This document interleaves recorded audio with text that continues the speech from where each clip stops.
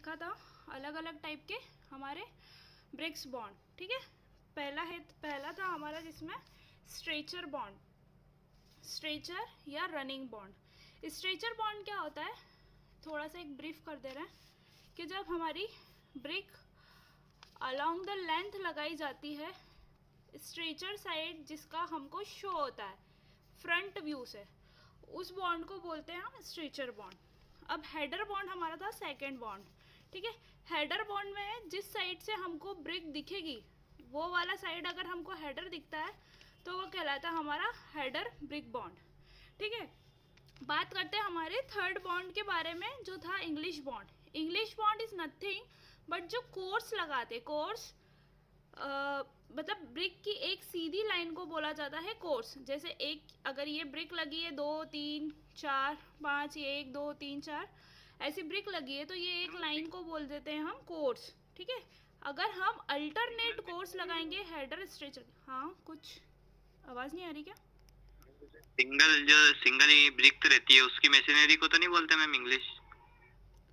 Single brick English मतलब bond जैसे वो एक ही ईंट की दीवार खड़ी करते हैं ना, उस जगह। नहीं नहीं नहीं नहीं बेटा, देखो रुको, मैंने आपको लास्ट टाइम बताया था ना कि जैसे, रुको देखे ले रहे हैं, ये तो हमारी ईंट थी, ठीक है।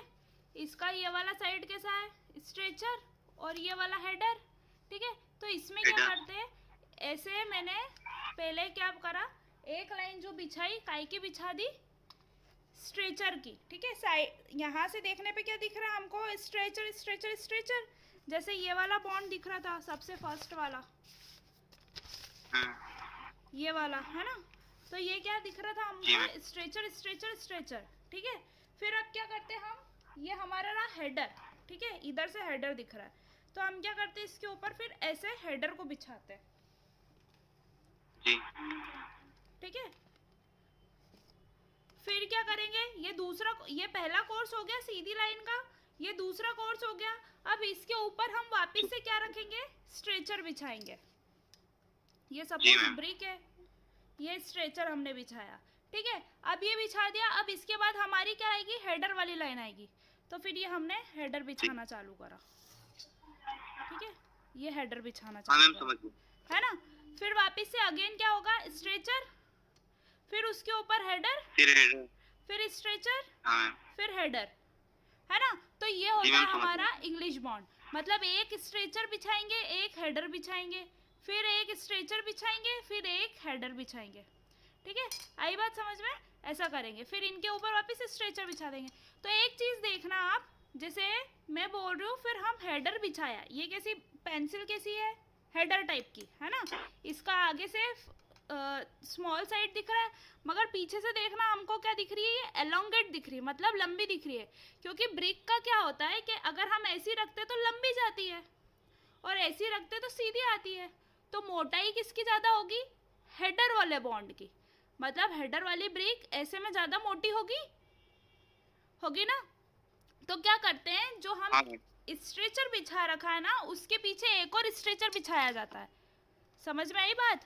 मतलब स्ट्रेचर की 2 ब्रिक को ऐसे बिछाएंगे, ठीक है। मतलब ये ऊपर से देख रहे हो तो ऐसी 4 ब्रिक दिखेगी आपको, ठीक है। समझ पा रहे हो क्या? हाँ हाँ करते जाओ अगर समझ, हाँ मैम, ठीक है। इधर से ऊपर से 4 दिखेगी, आगे से तो 2 ही दिखेगी ना, आगे से 2 ही दिखेगी। फिर इसके ऊपर हम क्या करेंगे, ऐसे हेडर को बिछाएंगे, ठीक है। मतलब अगर हम स्ट्रेचर को बिछा रहे हैं तो हमारी जब प्रॉपर हेडर जितनी मोटाई के लिए हमको 2 स्ट्रेचर ऐसे आड़े लगाने पड़ेंगे, ठीक है। 2 ऐसे लगाएंगे तभी तो प्रॉपर लेंथ का हमारा हेडर इसके ऊपर लगेगा। आ रही है बात समझ में? ये हुआ हमारा इंग्लिश बॉन्ड, ठीक है। अब हम बात करते हैं फ्लेमिश बॉन्ड की। अब फ्लेमिश बॉन्ड क्या होता है, इसमें अल्टरनेट, मतलब एक के बाद एक कोर्स लगाते हैं, ठीक है। मतलब कोर्स किसको बोलते हैं, हमारी सीध में जो चीज़ बिछी हुई है, जैसे ये एक लाइन हुई, फिर ये दूसरी लाइन हो गई, ठीक है। समझ रहे हो, ये पहली लाइन, ये दूसरी लाइन, तो ये पहला कोर्स, ये दूसरा course. Course is nothing but the line of brick, ठीक है। जैसे इसमें देखना कितने कोर्स हुए, 1 1 2 3 4 5 6 7 8 है ना, 8 ब्रिक की लाइन को कोर्स बोलते हैं, ठीक है। मतलब सॉरी 8 ब्रिक की लाइन नहीं, मतलब ब्रिक की जो लाइनें रहती है उनको कोर्स बोलते हैं, और जो गिनती करेंगे हम उतने कोर्स लगे होंगे, ठीक है।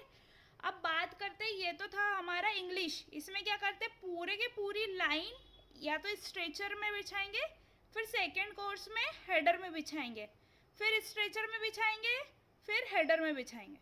समझ में आ गई बात? हाँ मैम। है ना।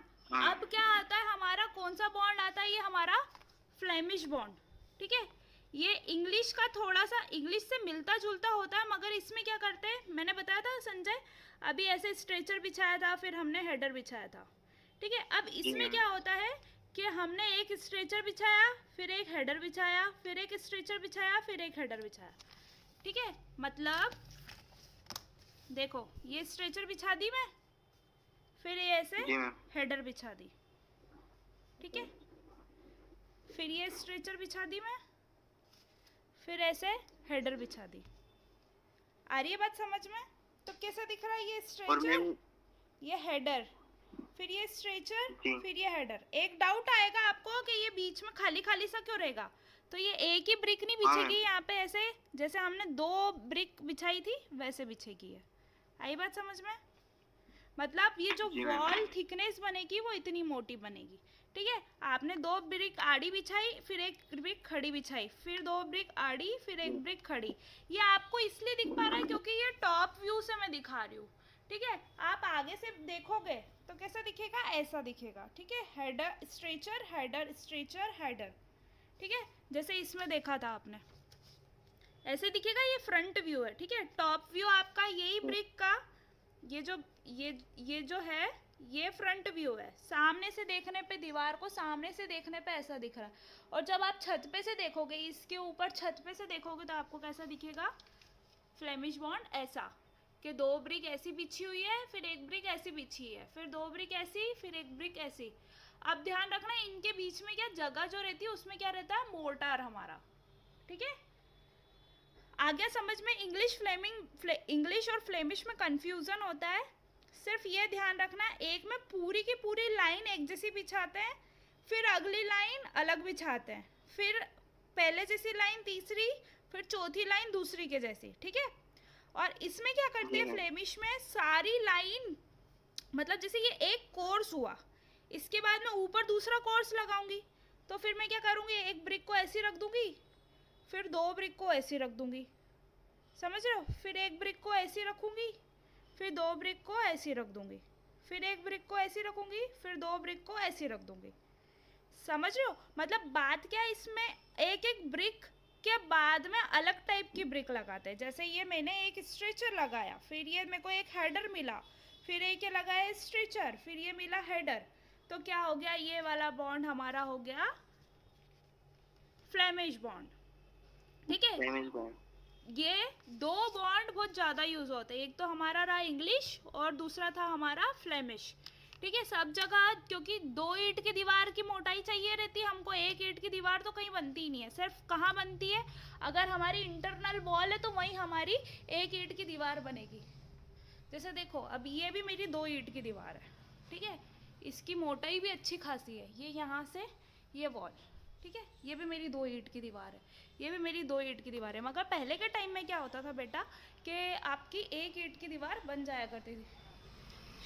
ये भी 2 ईंट की, 1 ईंट की है ही नहीं कहीं भी, देखो देखते हैं, ये भी 2 ईंट की है, ठीक है। पहले क्या होता था कि जब जगह कम होती थी तो हम क्या करते थे, एक ही ईंट की दीवार हमारी पार्टीशन वॉल में बना लिया करते थे।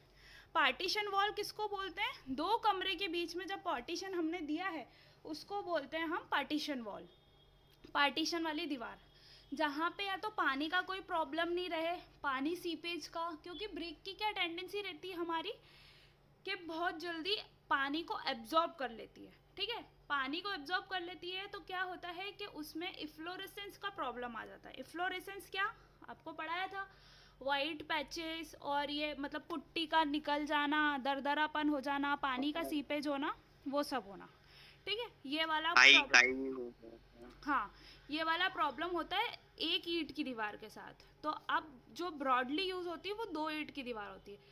बेसिक सी चीज़ है, देखो ये 2 ईंट की दीवार थी मगर इसमें ये प्रॉब्लम हो गया, ठीक है, इसका प्लास्टर उखड़ गया और इसमें सीतांग आने लगी। ये क्यों आई है? इसकी तो तरी ज़्यादा हो गई है, ठीक है, तरी ज़्यादा हो गई। फिर बाद में क्या हुआ, वही पानी जो अंदर एब्जॉर्ब था ब्रिक के अंदर, गर्मी पड़ी तो वो भाप बन के उड़ा। तो उसने क्या करा, वहाँ पे पोला कर दिया। पोला कहाँ कर दिया, मतलब भाप बना और प्लास्टर को थोड़ा उचका दिया, बाउंस दे दिया। फिर वो प्लास्टर पे जैसे थोड़ा सा फोर्स लगता है या थोड़ा सा कड़क होता है, मतलब ठंडा होता है या गर्मी के कारण वो थोड़ा सा हार्ड हो जाता है, तो वो खिरने लगता है हमारा पुट्टी और कलर दोनों, ठीक है। तो अब बात कर रहे थे हम एक ईंट की दीवार, जैसे सपोज 8x20 का घर है, बहुत छोटा घर है, उसमें ज़्यादा हमने सीधा का सीधा हॉल दिया है, बीम कॉलम दिए। तो हमारा जैसे ये प्लान की बात करते हैं, आप बीडीडी पढ़ोगे, जैसे ये आपका प्लॉट है पूरा, ठीक है, ये आपकी ज़मीन है, ठीक है, ऐसा यूजुअली रेक्टेंगुलर प्लॉट होता है, ठीक है। यहाँ से आपका एंट्रेंस है, ठीक है, यहाँ पीछे किसी और का घर होगा, साइड में किसी और का घर होगा। तो हम क्या मानते हैं कि ये जो हमारी दीवार बनाएंगे, अगर पहले से पास वाले का घर है तो ठीक ही है, मगर ये दीवार हमेशा 2 ईंट की होनी चाहिए। बहुत लोग क्या शाणे बन जाते हैं और वो क्या करते हैं, एक ही ईंट की दीवार बना लेते हैं और सोचते हैं कि एक ईंट की दीवार पड़ोसी बना लेगा, है ना, ऐसा करते ना। मतलब बेसिक सी बात है, जगह क्या होती है, बचती है, दीवार बनाने का कुछ नहीं है। अब जब मेरे पास अंदर की जगह ही नहीं है, अंदर प्लॉट में जगह नहीं है, तो मैं ऑलरेडी और एक ईंट की दीवार यहाँ पे खड़ी करूँगा, यहाँ पे खड़ी करूँगा, तो जगह खाली कम कमरे छोटे हो जाएंगे ना। मान रहे हो कि नहीं मान रहे हो? जी मैम। तो ऐसा होता है, पहले के टाइम में ऐसा होता था कि ये पड़ोसी बना लेगा एक ईंट की और एक ईंट की हम बना लेंगे। मगर वहाँ क्या प्रॉब्लम हो जाती थी कि बहुत ज़्यादा पानी चूना, ये करना वो करना, क्योंकि पड़ोसी आज थोड़ी बनाएगा, जब इसका घर बनेगा जब बनाएगा। जब तक क्या, ये वाली ईंट जो है ओपन टू एटमॉस्फेयर है, पानी भी आएगा धूप भी पड़ेगी तो ये क्या करेगी, लगातार पानी सोखती जाएगी। तो जिसके कारण कि अंदर वाली वॉल पे क्या होगा, सीपेज होना, प्लास्टर उखड़ना, पानी आना, पानी गिरना, ये सारा प्रॉब्लम होता था, ठीक है। और बाई चांस अगर पहले से ही हमारा पास वाले का घर बना हुआ है तो क्या होता है कि बहुत महीन सा गैप डेवलप हो जाता है, ठीक है, क्योंकि वो दीवार अलग बनेगी और ये वाली दीवार अलग बनेगी। तो इतना हर बार पॉसिबल नहीं होता, जब एक साथ बनती तब तो ठीक है, क्योंकि वो होल यूनिट एक साथ बनेगी। मगर जब अलग अलग बनेगी, हम आज बनाएंगे, वो वाला परसों बनाएगा, या 1 साल बाद बनाएगा, या 2 साल बाद बनाएगा, या पहले से ही उसका बना होगा, तो ये उसका प्लॉट यहाँ से ही लगा हुआ, ये हमारा प्लॉट। अब ये थोड़ा थोड़ा सा वाइट से दिख रहा है आपको, ये बीच में, ये इसमें क्या होता है, लगातार पानी जमा होना स्टार्ट हो जाता है। तो ये चीज़ की प्रॉब्लम के कारण हमको जब भी अपना घर बनाना है, तो जो एक्सटीरियर वॉल होती है, एक्सटीरियर वॉल बोलते हैं मतलब हमारे प्लॉट का बाहरी का हिस्सा, ये हमेशा 2 ईंट का बनाना चाहिए, ठीक है। बाद में आप जो कमरे बनाओगे अंदर के, वो भले 1 ईंट के बना लो। आई बात समझ में? मगर मेरे यहाँ तो मुझे लगता है कि ये 2 ईंट की है, क्योंकि इतना मोटा प्लास्टर तो होगा नहीं, क्योंकि करीब इतनी मोटी दीवार तो है वो, मेरी कॉपी के जितनी यहाँ तक की। तो अगर एक स्केल से नापते अपन तो हमारी ईंट तो 9 सेंटीमीटर की होती है, नहीं 19 सेंटीमीटर की होती है, ठीक है। ये 15 सेंटीमीटर और ये 4 सेंटीमीटर और मान लो, मतलब ये इतनी बड़ी ईंट रहती है चौड़ाई की बात करें तो। मगर मेरी दीवार शायद इतनी बड़ी है, हाँ तो हो गया इतना 2-3 सेंटीमीटर का प्लास्टर भी तो होगा बेटा। ये 1 ईंट की है मेरी दीवार जो है ना, 1 ही ईंट की है, तो वो उतनी जगह घेरती है। और बाहरी दीवार जो बनती है हमारी, वो होती है 2 ईंट की। 2 ईंट मतलब देखो, ये अपन बेसिक मजदूर और या फिर ठेकेदार की लैंग्वेज में बात करते हैं, 1 ईंट 2 ईंट, ठीक है। वहीं अगर बात करते थे स्ट्रेचर बॉन्ड, 1 ईंट का बनता है, क्योंकि इसमें स्ट्रेचर खाली लगते हैं ऐसे खड़े, ठीक है। और फ्लेमिश बॉन्ड और इंग्लिश बॉन्ड क्या हो रहा था, हम देख रहे थे 2-2 ईंट लगानी पड़ रही थी। अरे इंग्लिश बॉन्ड और फ्लेमिश बॉन्ड 2-2 ईंट में बनते हैं। कैसे 2-2 ईंट में?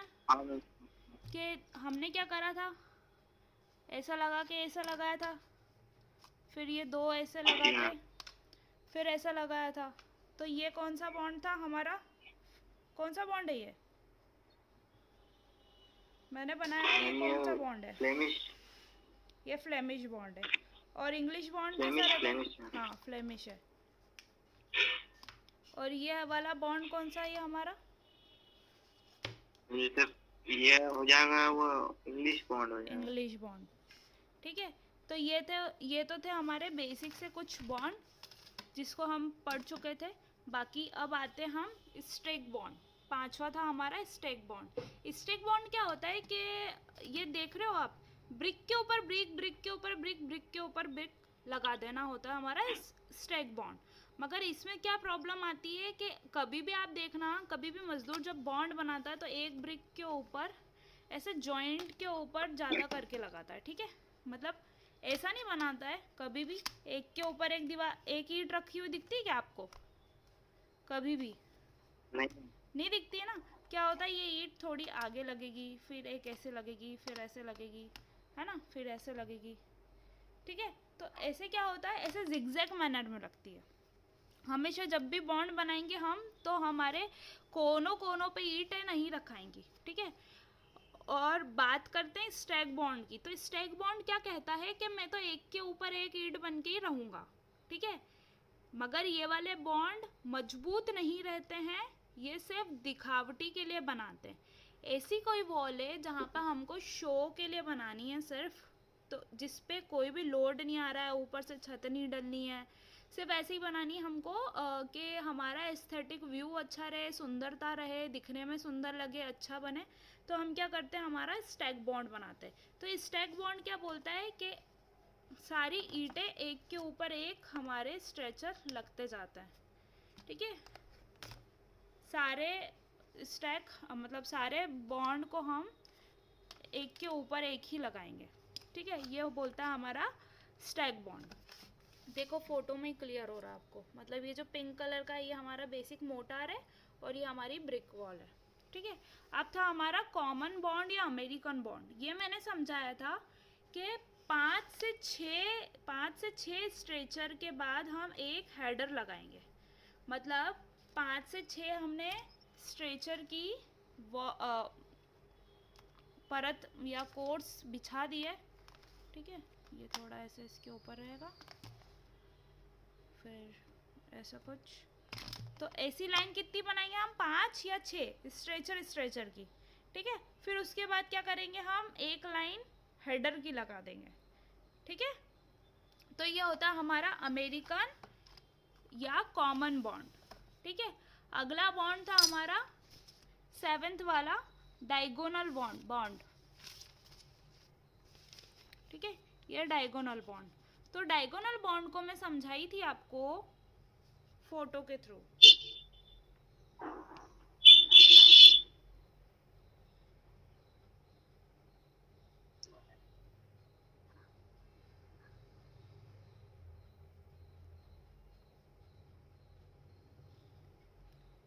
ये क्या होता है कि जब हमको 5 से 7 फोटो दिख रहा है आप सबको, 5 से 7 कोर्सेस को एक साथ लगाएंगे अपनी हाइट के थ्रू। मतलब ये हमारी कैसे कह सकते हैं कि अगर हमको बहुत मोटी थिकनेस की वॉल बनानी है, कितनी मोटी, कम से कम 2 से 4 ईंट की मोटाई वाली वॉल अगर कोई सी बनानी है तो हम कौन सा बॉन्ड अपनाएंगे, डायगोनल बॉन्ड। इसमें क्या होता है, आइट साइड और आगे पीछे तो हम ईंटों को कैसे लगाते हैं, कोर्स मैनर में लगाते हैं, मतलब सीधा सीधा सा लगाते हैं। और बाकी जो हमारी ब्रिक है तो वो आप फोटो में देख सकते हैं, ये हमारा प्लान है, ठीक है। हम इसको ऊपर छत से देख रहे हैं, कोई सी दीवार बन रही है और वो दीवार को बनते हुए हम छत से देख रहे हैं। तो आप देख रहे हो, आपको दिख रहा है, ये तो हमारे कोर्स लगे हुए हैं, ठीक है, मतलब स्ट्रेचर लगे हुए हैं। ये साइड में हमने उसको स्ट्रेचर के फॉर्म में दिया है, और बाकी ब्रिक कैसी हम लगा रहे हैं, डायगोनली, ठीक है। सारी ब्रिक हम कैसी लगाएंगे, डायगोनल। डायगोनल मतलब हिंदी में क्या बोलते हैं डायगोनल को, तिरछा। हाँ तिरछा, वही। हम डायगोनल मैनर में बाकी ब्रिक को लगा देंगे। तो ये होता है हमारा डायगोनल बॉन्ड, ठीक है। अगला बॉन्ड हम पढ़ते हैं, क्या हुआ, मैम इसमें ईंट भी बहुत लगती होगी फिर तो। हाँ लगती है ना, मतलब एक चीज ये समझो, इसकी मोटाई है, ये जो दिख रही है आपको ये मोटाई है, थिकनेस है। मगर हाँ अब मैम वही तो, फिर एक एक कितनी चीज ईंट तो लगेगी देखो, इसमें। एक चीज तो ये देखो, एक तो ये जगह खा रहा है, ठीक है। हाँ हम मैम इतनी मोटी स्पेस भी ईंट का लगेगा। कोई दीवार क्यों बनाएंगे? तभी बनाएंगे जब हमको मजबूती चाहिए होगी, है ना। हाँ मैम। तभी बनाएंगे हम जब कि हमको मजबूती चाहिए। एक तो साला ये मटेरियल भी खा रही है वॉल, है ना, क्योंकि हमको उतना बहुत ज्यादा मैम। मजबूत चाहिए। एक तो मटेरियल अपनी जेब से लग रहा है वो अलग है, और दूसरी चीज इतना सारा मटेरियल लग रहा है, और दूसरी चीज हमारी जगह भी वेस्ट हो रही है, ठीक है। जगह भी ज्यादा लग हाँ रही है ना, मैम। इतनी मोटाई, कितनी मोटाई, इतनी मोटाई का पूरा हमारा वॉल बन रहा है। तो इतनी मोटाई हमको वेस्ट करने से बेहतर है, अगर इतना हमको मजबूती चाहिए और जगह भी बचानी है, तो हम इस जगह पे क्या कर देंगे, कंक्रीट की वॉल बना सकते हैं। समझ में आई? या हाँ फिर मैम वो बेहतरीन है। प्री कास्ट जब ब्लॉक इतना की, खर्चा हाँ करते हैं। प्री कास्ट जो हमारे ब्लॉक्स रहते हैं उसका हम कुछ वॉल बना सकते हैं। प्री कास्ट मतलब पहले से, या सीमेंटेड ईंट जो बनती है, आपने देखा होगा। आजकल हमारे पास हाँ मैम वो ऑप्शन, ब्लॉक हाँ होते हैं, ब्लॉक। हाँ आजकल हमारे पास ऑप्शन बहुत ज़्यादा आ गए। ऑप्शन आने का कारण ये है कि नए नए इन्वेंशन हो गए हैं, और पहले से हमारे पास बहुत सारे विकल्प की उपलब्धता है, तो हम क्या करते हैं, कुछ भी बना सकते हैं।